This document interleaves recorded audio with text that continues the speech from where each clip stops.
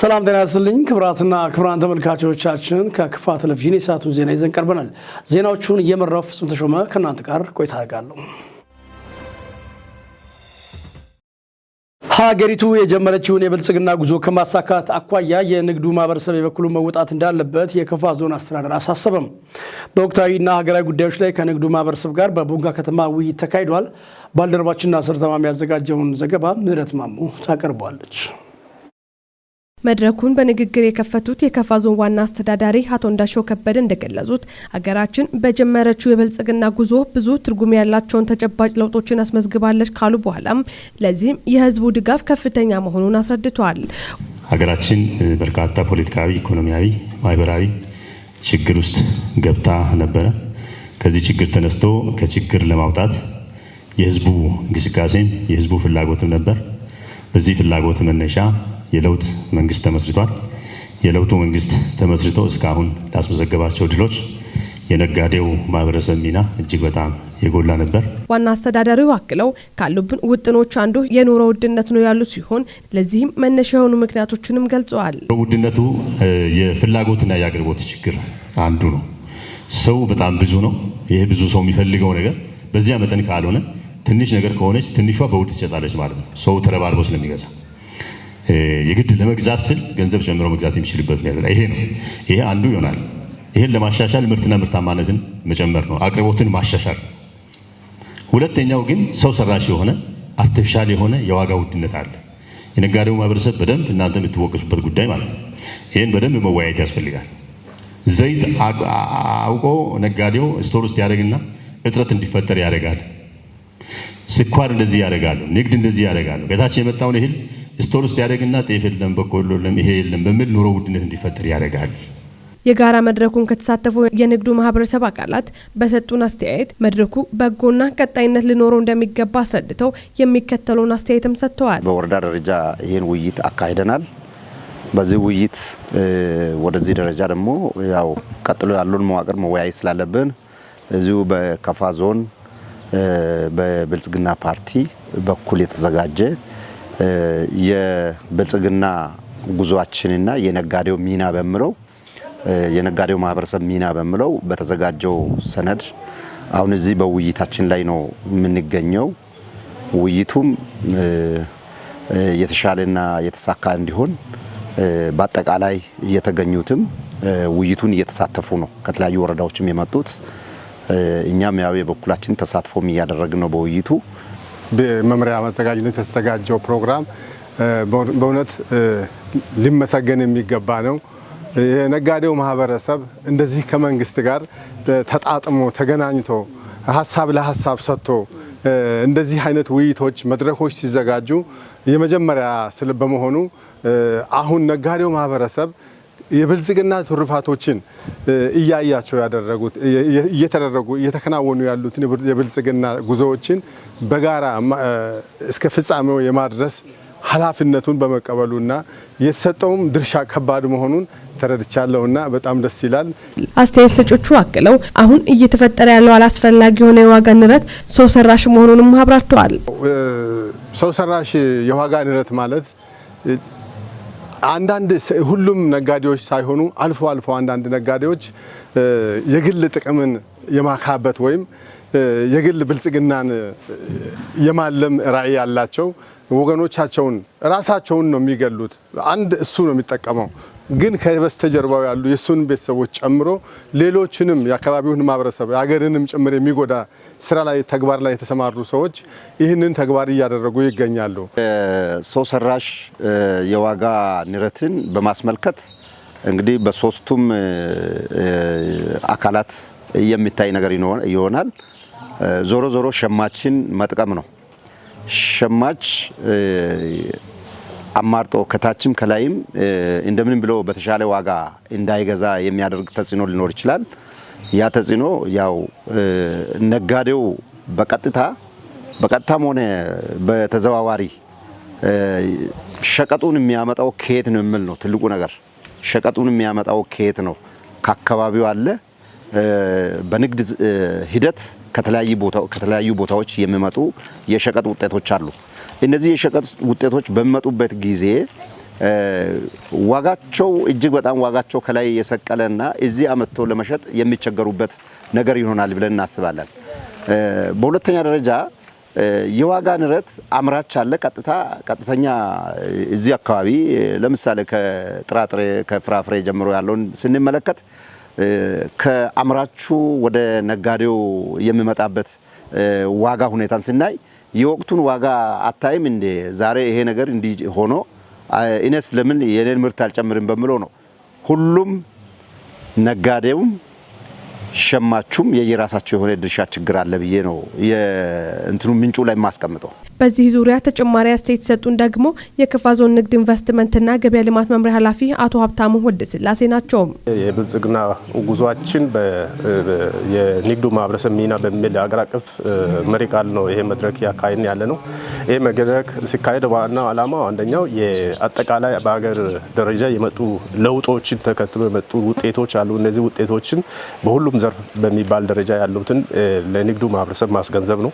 ሁለተኛ ከአካባቢ ነባራዊ ሁኔታ አንጻር እኛ ምንድን ነው የምንመስለው ከህግና ስርዓትን ተከትሎ ከመነገድና ለውጥ ከማምጣት በኢኮኖሚ ዘርፍ ላይ የራሳችን ሚና ከመወጣት አንጻር ያለንበትን ደረጃ የጋራ አድርጎ ያሉ ችግሮችም ጉድለቶችም ካሉ እነዚህም ጉድለቶች በየዘርፉ መንግስት መውሰድ ያለባቸውን ወስዶ ነጋዴ ማህበረሰቡ ደግሞ መውሰድ ያለበትን ወስዶ ቀጣይ በጋራ እያረምን ብልጽግና ጉዟችን የማሳካት ዓላማ የያዘ ነው መድረኩ።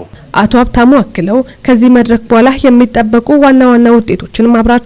ግልጽ ተጠያቂነት እንደዚሁም ህግና ስርዓትን የተከተለ የንግድ ስርዓት እንዲኖር ማድረግ ያስፈልጋል። ከመዋቅርም አንጻር በተለይ አሁን ከንግድ ፍቃድ አሰጣጥ ጋር ተያይዞ የሚነሱ የአገልግሎት አሰጣጥ ችግሮች አሉ። እነዚህን ለመፍታት ከፌደራል ጀምሮ የኢትሬስ ስርዓት ውስጥ ገብቶ እየሄደ ያለበት ሁኔታ አለ።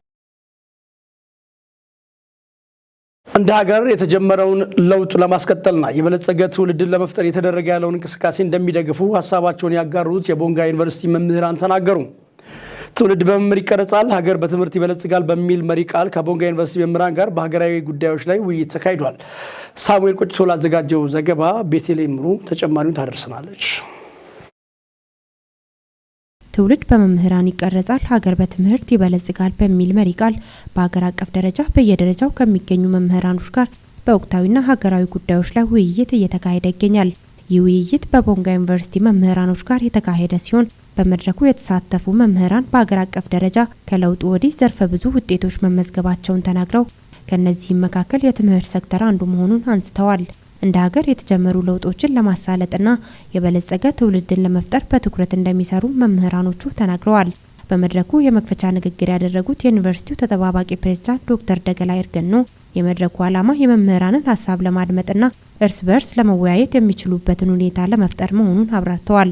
መንግስት ለሚያከናውናቸው ተግባራት በምርምር የተደገፉ ሀሳቦችን ከምሁራን ለማግኘትና ተግባራዊ ለማድረግ በሀገር አቀፍ ደረጃ ከከፍተኛ ትምህርት ተቋማት ጋር የጋራ ውይይት እየተደረገ መሆኑን ጠቁመዋል። በመድረኩ የመወያያ ሰነድ ያቀረቡት የክልሉ ምክትል ርዕሰ መስተዳድርና የግብርና ቢሮ ኃላፊ አቶ ማስረሻ በላቸው ባለፉት የለውጥ ዓመታት ለተመዘገቡ ውጤቶች የትምህርት ተቋማትና የመምህራን ሚና ከፍተኛ እንደነበር አስታውሰዋል። ከለውጡ በኋላ በትምህርት ጥራት መሻሻል ላይ በተደረጉ እንቅስቃሴዎች በርካታ ውጤቶች መመዝገባቸውን አቶ ማስረሻ አንስተዋል። የትምህርት ዘርፍ ሙያዊ ነጻነቱ ተጠብቆ እንዲቀጥልና ሀገርን መምራት የሚችሉ ምሁራንን ለማፍራት እንዲቻል በመንግስት ደረጃ ትኩረት ተሰጥቶ መሰራቱንም አስረድተዋል። በለውጡ እንቅስቃሴዎች ወቅት የጽንፈኝነት አስተሳሰብ፣ የነጠላ ትርክት ሂደቶች እንዲሁም የግለሰባዊ ፖለቲካ ፍላጎቶችን ማሳየት፣ የነጻነት መብቶች አለግባብ መጠቀም እንደ ችግር ታይቶ እንደነበርም ገልጸዋል። የቦንጋ ዩኒቨርሲቲ ተጠባባቂ ፕሬዝዳንት ዶክተር ደገላ ይርገኖ የበለጸገ ትውልድን ለመፍጠር የትምህርት ተቋማቶች ኃላፊነት ከፍተኛ በመሆኑ በሴክተሩ በአገር አቀፍ ደረጃ የተከናወኑ የሪፎርም ስራዎች ለውጥን አምጥተዋል ብለዋል። በከፍተኛ ትምህርት ተቋማት የተጀመሩ የምርምር ስራዎች ተጠናክረው እንዲቀጥሉ አቅጣጫዎች ተቀምጠው እየተከናወኑ መሆናቸውን ያነሱት ፕሬዝዳንቱ የዜጎች ቴክኖሎጂ አጠቃቀም ባህል ከጊዜ ወደ ጊዜ እያደገ መምጣቱ አመላካሽ መሆኑን አንስተዋል። በቀጣይም ብዝሃነትን ማዕከል ያደረጉ ተግባራት ለወደፊት ተጠናክሮ ይቀጥላል ያሉት ዶክተር ደገላ ለስራው ውጤታማነት ተማሪዎች፣ መምህራን፣ ወላጆችና የባለድርሻ አካላት የበኩላቸውን ድርሻ እንዲወጡም አሳስበዋል። ከከፍተኛ ትምህርት ተቋማት ተመርቀው ለመጡ ወጣቶች የተሻሻሉ ቴክኖሎጂዎችን በማሸጋገር ተጠቃሚ በሚሆኑበት ሁኔታ ላይ እየሰራ መሆኑን የቦንጋ ግብርና ምርምር ማዕከል አስታወቀም። ማዕከሉ ለተደራጁ ወጣቶች በቦንጋ ከተማ እንቁላል ጣይ ዶሮዎችን መስጠቱ ተመላክቷል። አድማሱ ጴጥሮስ ያዘጋጀውን ብሩክታይት ብርሃኑ ታቀርበዋለች። በፕሮግራሙ የተገኙት የካፋ ዞን ዋና አስተዳዳሪ አቶ እንዳሻው ከበደ ዞኑ እምቅ የእንስሳት ሀብት ያለበት አካባቢ መሆኑን ገልጸው ከቅርብ ጊዜ ወዲህ በዚሁ ዘርፍ ለውጥ እየተመዘገበ መምጣቱን አንስተዋል። በዚህ ስራ ዘርፍ የተሰማሩ ሰዎችም የገቢ አቅማቸውን እያሳደጉ ያሉበት ሁኔታ አለ። ስለዚህ ወጣቶች ናቸው ተክታችሁ የሚሰሩ ከሆነ ብዙ ፍላጎት አለ። ቢያንስ 15 16 17 ብር ነው ዛሬ አንድ እንቁላል እየሸጠ ያለው እስከ 20 ብርም እየሄደ ያለበት ሁኔታ አለ። ገበያ ላይ በጣም በስፋት እየተፈለገ ያለበት ሁኔታ ነው ያለው።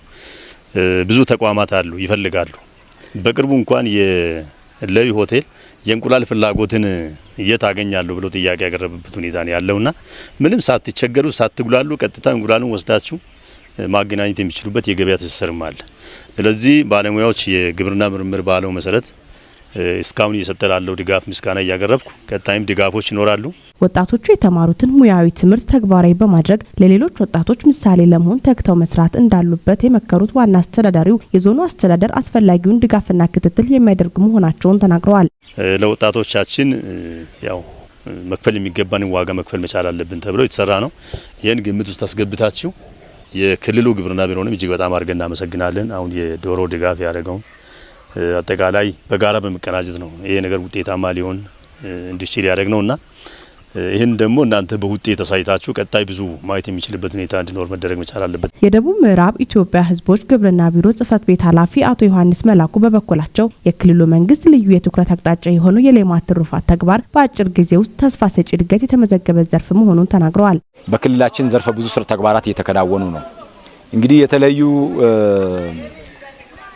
የሌማት ትሩፋት ኢኒሼቲቮች ውስጥ የሚታወቁ ናቸው። አንደኛው የዶሮ መንደር በመፍጠር እንቁላልን ለዜጎች በበቂ መጠን ማቅረብ አለብን። በነፍስ ወከፍ ዜጎች በአመት እንቁላል ማግኘት ያለባቸውን መጠን ማሳደግ አለብን። ለዛም ደግሞ በተደራጀ መንገድ ዶሮ ማርባት አለብን። በዚህ መንገድ እስካሁን በመጣንበት በ3 አመት ጉዞ የመንደር ምስረታ ስራዎች በተሟላ መንገድ ለማመንደር የመመስረትና አርቢዎችን የማደራጀት ስልጠና የመስጠት መንደር የመመስረት ስራ እየሰራን መተናል። ተስፋ ሰጪ ውጤቶች የተመዘገቡ ያሉበት ሁኔታ አለ። የቦንጋ ከተማ አስተዳደር ከንቲባ አቶ አስማማው አደመ በበኩላቸው ማዕከሉ በከተማ የሚገኙ ስራ አጥ ወጣቶች በዶሮ እርባታ እንዲሰማሩ የበኩሉን አስተዋጽኦ በማበርከቱ አመስግነዋል። ይሄን ደግሞ ዶሮ ካለበት ለማድረስ እጅግ በጣም እዛ ሄደውም ሰው ደክሞ ነው የመጣው። ብዙ ጊዜ ውጭ አድሮ ዶሮዎችን አፈላልጎ ሲያመጣ እዚህ ሲደርስ ቀላል ይመስላል። ሁሉ ነገር ዋጋ ተከፍሎ ነው የደረሰው። በዚህ ድካም እዚህ ከደረሰ ደግሞ እዚህ የደረሰውን ተቀብለን ውጤታማ የመሆን እዚህ የተደራጁ ወጣቶች ድርሻ ይሆናል ማለት ነው። መድከም አያስፈልግም፣ መሰላቸት አያስፈልግም። ፕሮግራም አወጥቶ በማህበር ፕሮግራም አወጥቶ በፕሮግራማችን መሰረት በሚገባ ኃላፊነት ወስዶ የመንከባከብ የመጠበቅ ደግሞ ሳይንሱን ጠብቆ የመመገብ አጠቃላይ ምክር ሀሳቡን መጠበቅ ያስፈልጋል። ቅድም የተባለውን ባለሙያዎች የሚሰጡትን ምክር ሀሳብ ካለባበስ ጀምሮ ወደ ዶሮዎቹ ሲንገባ ምን ሆነን መግባት እንዳለብን የሚባለውን ሁሉ ጠብቀን የምንሰጠው ምግብ የተለካ መሆን አለበት፣ ሳይንቲፊክ መሆን አለበት። ከትንሽ ጊዜ በኋላ የምናገኘው ውጤት አርኪ ስለሚሆን በዚህ ደረጃ መሄድና ደግሞ በሚያስፈልገን ነገር እኛም ድጋፍ እናደርጋለን። ከምንም በላይ ደግሞ የስራና ክህሎት መምሪያ ከጅምሩ ጀምሮ ይህን ስራም ሲከታተል ነበር። መምሪያ ኃላፊውም ጭምር እኛ ጋር ሲመጣም እንደዚሁ ያን ስራና ክህሎት አመራሮች አሁን በቅርብ ጊዜ ከገቡበት ጀምሮ ሲከታተሉ ነበርና ከዚህ በኋላም ኃላፊነት ወስዶ መከታተል ይፈልጋል፣ ለውጤት ማድረስ ይፈልጋል።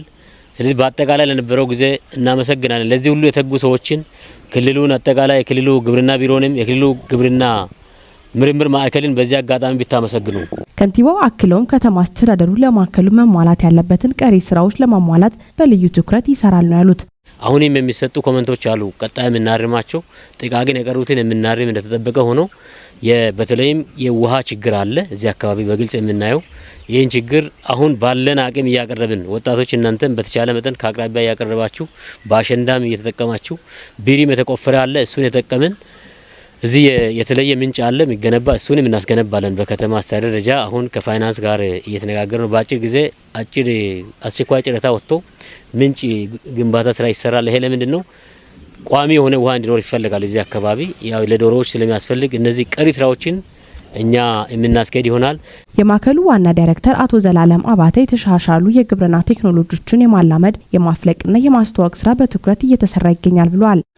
እንደ ግብርና ምርምር ተቋማት የምንሰራቸው ስራዎች ምንድነው? አዳዲስ ቴክኖሎጂዎችን የማውጣት የማላመድ የተላመዱትን ደግሞ የማስተዋወቅና በአርሶ አደር ዘንድ ደግሞ የተዋወቁትን ደግሞ ምንድነው የመረጣቸውን የማሸጋገር እንደዚህ ደግሞ የማባዛት ስራዎችን ነው እየሰራን ያለነውና እንደ ምርምር ማዕከል ደግሞ ምንድነው በምርታማነታቸውን የታወቁ ዶሮዎችን ዶሮ ለሚያረባ ወይም ወደ ዶሮ ለመሰማራት የሚፈልጉ አካላት እየለየ የገመገመ የማሸጋገር ነውና ከከፍተኛ ትምህርት ተቋማት ለተመረቁ ወጣቶች የተሻሻሉ ቴክኖሎጂዎችን በማሸጋገር በዶሮ እርባታ ተሰማርተው ኢኮኖሚያቸውን እንዲያሳድጉ እየተሰራ መሆኑንም ገልጸዋል። ወጣቶቹ ሲደራጁ የተለያዩ ወጣቶች ናቸው የተደራጁት። እዛ ውስጥ ያሉ ወጣቶች ደግሞ ሲደራጁ ምንድነው አንደኛ ቴክኖሎጂውን ይቀስማሉ ነው።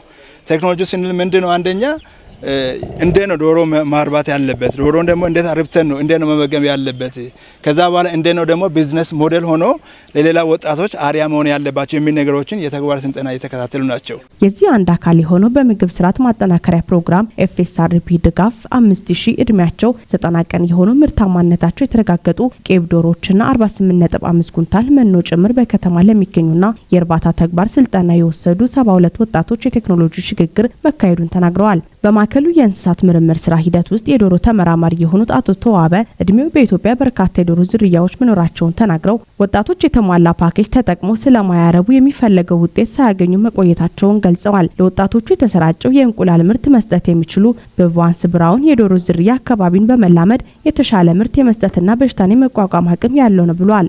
በቫንስ ብራውን የሚባል የእንቁላል ጣይ ዶሮዎች ናቸው። እነዚህ የተሻሉ ተብለው የሚገመቱና ጥሩ ምርት የሚሰጡ የዶሮ ዝርያዎች ናቸው። 90 ቀን የሆናቸው ቄቦች ናቸው። እንግዲህ ኦልሞስት ስናመጣ 90 ቀናቸው ነው። አሁን እንግዲህ ባለንበት ይህንን ጥያቄ በምጠይቀኝ ሰዓት ከ90 ቀን አልፈዋን ማለት ነውና እነዚህ ዶሮዎች ናቸው እንግዲህ ጥሩ ምርት በአመት በአማካይ ከ300 እስከ 320 እንቁላል መስጠት የሚችል አንዲት ዶሮ ማለት ነው። የአመጋገብ የጤናው አጠቃላይ ያያያዝ ሁኔታ ከተመቻቸ ይህን ያክል ምርት መስጠት የሚችሉ የዶሮ ዝርያዎች ናቸው። ድጋፍ ከተደረገላቸው ወጣቶች መካከል ሳሙኤል ይሻነው፣ ቤቴልሄም ጸጋይና ዋለልኝ አሰፋ ለተደረገላቸው ድጋፍ አመስግነው ተክተው እንደሚሰሩ አረጋግጠዋል። ለውጤታማነታቸው ከሚመለከታቸው አካላት ድጋፍና ክትትል ተጠናክሮ እንዲቀጥል ጠይቀዋል። በጠሎ ወረዳ የስራ ዕድል ፈጠራ ምክር ቤት ለ17 ወጣቶች በቢዝነስ ፕላናቸው መሰረት ብድር እንዲመቻችላቸው ውሳኔ አስተላለፈ። የስራ ዕድል ፈጠራ ምክር ቤቱ በበጀት ዓመቱ በመጀመሪያ ዙር ውሳኔ ከ1.2 ሚሊዮን ብር በላይ ብድር ለ8 ቡድኖች እንዲሰጥ ወስኖ ወደ ስራ መገባቱ የሚታወስ ሲሆን በሁለተኛ ዙር በቀረበው የ3 ቡድን ቢዝነስ ፕላን ላይ ከተወያየ በኋላ በፕላናቸው መሰረት ብድር እንዲሰጣቸው ወስኗል። በዚህም በጥራጥሬ በበግ ማሞከትና በዶሮ እርባታ ዘርፍ ወጣቶችን ተጠቃሚ እንደሚሆኑ ተገልጿል። አሁን ላይ ወደ ስራ የሚገቡ ኢንተርፕራይዞች በተሰማሩበት የስራ መስክ ሞዴል በመሆን ለሌሎች ተሞክሮ ከመሆንም ባለፈ የጉብኝት ማዕከል እንዲሆኑ መስራት እንደሚገባም የጠሎ ወረዳ ዋና አስተዳዳሪና ስራ ዕድል ፈጠራ ምክር ቤት ሰብሳቢ አቶ አትርሴ ሸታቸው ተናግረዋል። ዘገባው የወረዳው የመንግስት ኮሚኒኬሽን ጽህፈት ቤት ነው። የሁለተኛ ደረጃ የመሬት ልኬት ዘመናዊ አሰራርን የተከተለና የአርሶ አደሩን ተጠቃሚነት የሚያረጋግጥ መሆኑን በደቡብ ምዕራብ ኢትዮጵያ ሕዝቦች ክልል የግብርና ቢሮ ገለጸ። ቢሮ በካልም ፎር አር ከተሰኘ ፕሮጀክት በመተባበር በከፋ ዞን አዲ ወረዳ አንጊዮ ቆላ ቀበሌ የመሬት ልኬትና የካርታ ስርጭት መርሃ ግብር አካሂደዋል። ቤተልሔም ምሩ ተጨማሪውን ይዛለች። በደቡብ ምዕራብ ኢትዮጵያ ሕዝቦች ክልል ግብርና ቢሮ የዘላቂ መሬት አያያዝና አጠቃቀም ፕሮግራም ድጋፍ በከፋ ዞን አዲ ወረዳ ባንጊዮ ቆላ ቀበሌ የሁለተኛ ደረጃ የገጠር መሬት ልኬት የይዞታ ማረጋገጫ የካርታ ስርጭት መርሃ ግብር ተከናውኗል።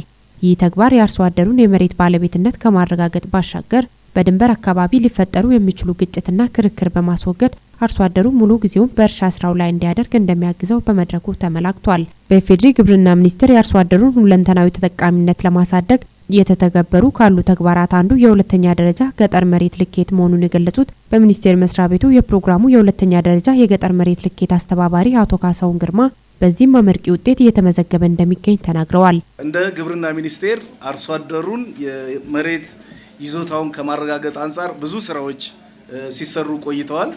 ከነዛም ውስጥ አንዱ እንግዲህ የይዞታ ማረጋገጫ ሰርተፊኬት እንድታገኙ ማድረግ ነው። ይሄ የይዞታ ማረጋገጫ ሰርተፊኬት የማግኘት ሂደት እንግዲህ በፊት እንደምታስታውሱት ሰፊ ሂደት የነበሩት ነው። ከፍተኛ ሀብት የሚፈልግ ነው።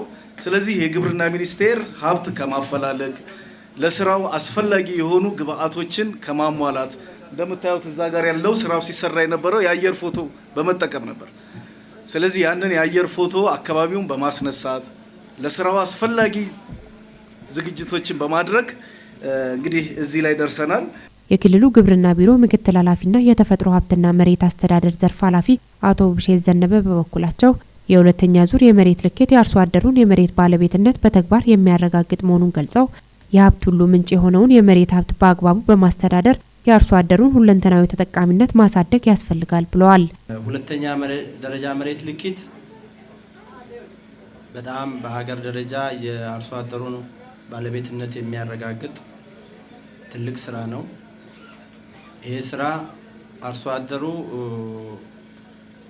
መሬቱን አስይዞ ሊጠቀም የሚችልበት፣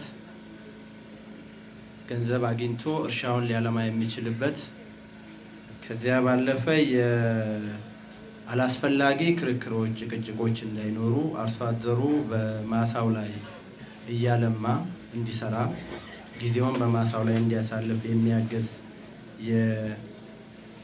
የሁለተኛ ይዞታ ማረጋገጫ ሰርቲፊኬት ሲሰጥ ይሄው ጥቅሞች አሉ። ከዛም አልፎ እንደ ክልል እስካሁን ድረስ ወደ 250 ሺህ ማሳዎች በላይ ለክተናል።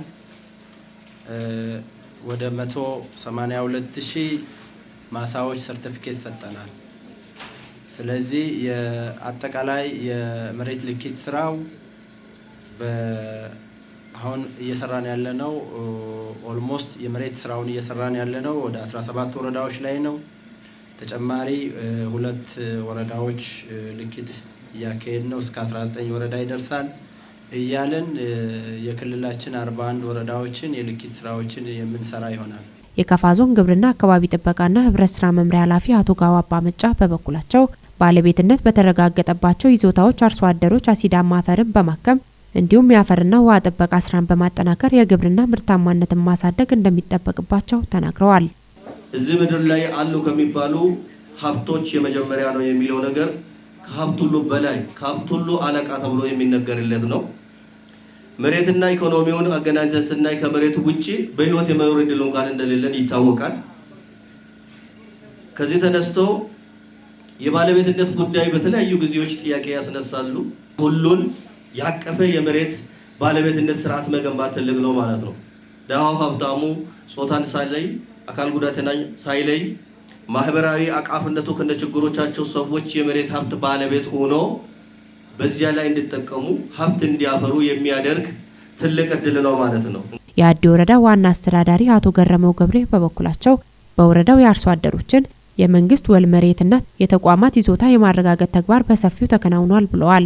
የሁለተኛ ደረጃ መሬት ልኬትና ምዝገባ ከባህላዊ መሬት አጠቃቀምና አጠባበቅ ስርዓት ወጥተን ወደ ዘመናዊ መሬት አጠቃቀምና አያያዝ ስርዓት ስንሸጋገር ከዛም ባለፈ አርሶ አደሮቻችን ከተለያዩ አበዳሪ ተቋማት ጋር በማስተሳሰር በአነስተኛ ግብርና ኢንዱስትሪዎች እንዲሁም ኢንቨስትመንቶች እንዲሳተፉና የዚህ ተጠቃሚ እንዲሆኑ ትልቅ እድል የፈጠረ ፕሮግራም ነው።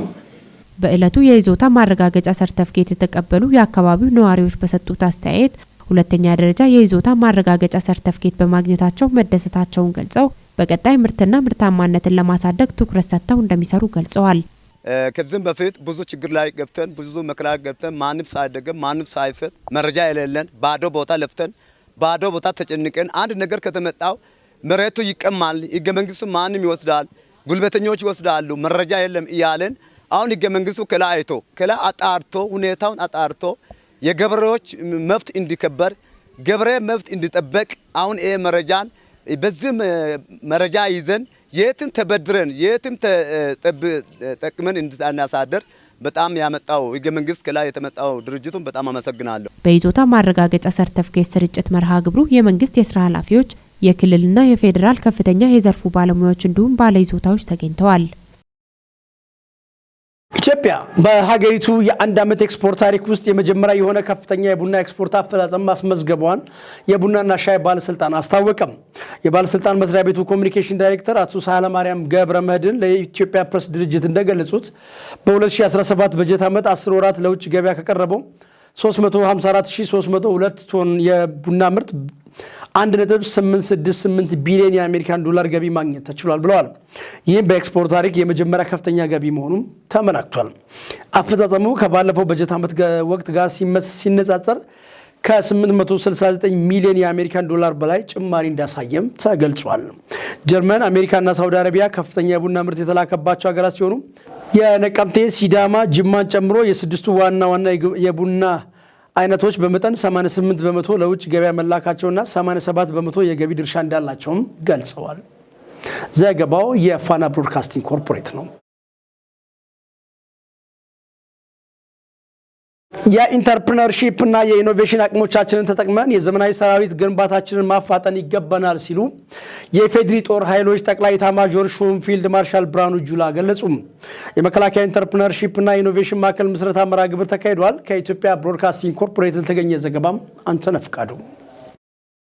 ፊልድ ማርሻል ብርሃኑ ጁላ በመርሃ ግብሩ ላይ ባስተላለፉት መልእክት ከለውጡ ወዲህ በመከላከያ በተለያዩ መስኮች በተሰሩ ከፍተኛ የሪፎርም ስራዎች ሰራዊት ዘመኑን ያዋጀ ትጥቅ እንዲኖረው ማድረግ ተችሏል ብለዋል። መከላከያ የፖለቲከኞች መጠቀሚያ ሳይሆን ተልዕኮውን ብቻ የሚፈጽም በአስተሳሰብም ጠንካራ እንዲሆን ለማድረግ በተከናወኑ ስራዎች ተጨባጭ ውጤት እየተገኙ መሆኑንም ተናግረዋል። በሰራዊቱ ኢትዮጵያን የሚመስል ስብጥር እንዲኖር መደረጉን የገለጹት ፊልድ ማርሻል ብርሃኑ ጁላ በጤና፣ በሎጂስቲክስ፣ በመረጃ፣ በኢንዱስትሪና በትምህርት መስኮች ጠንካራ የሪፎርም ስራዎች መከናወናቸውን አንስተዋል። የኢንተርፕረነርሺፕ እና የኢኖቬሽን ማዕከል ምስረታ ለተቋሙ የሪፎርም ስራዎች ውጤታማነት አንዱ ማሳያ መሆኑን ተናግረዋል። ማዕከሉ የተለያዩ ሀገራት ላለፉት ዓመታት ሲሰሩበት የቆዩና ኢትዮጵያ ግን ያልነበራት አበራታች ጅምር መሆኑን ገልጸው የመከላከያን አቅም በማጠናከር የሀገሪቱን ሉዓላዊነት ከማሳደግ አንጻር ሚናው ከፍ ያለ መሆኑንም ጠቁመዋል። ለተሰውና ቋሚ ጠዋሪ ለሆኑ እንዲሁም በተለያዩ ምክንያት ከሰራዊቱ ለወጡ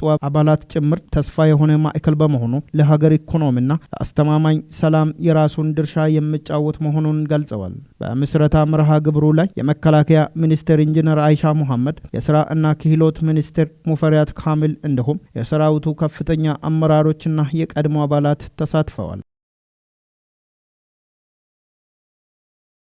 ክብራትና ክብራን የክፋ ቴሌቪዥን ተከታታዮች ለሰዓቱ ከክፋ ቴሌቪዥን ያዘጋጀናቸው ዜናዎች ቀደም ሲል የተመለከታችኋቸውን ይመስሉ ነበር። ከቀሪ የክፋ ቴሌቪዥን ፕሮግራሞች ጋር ቆይታ እንድታደርጉ የጋበዝኩ ፍጹም ተሾመ አብሬያችሁ ቆየሁ። ሰላም።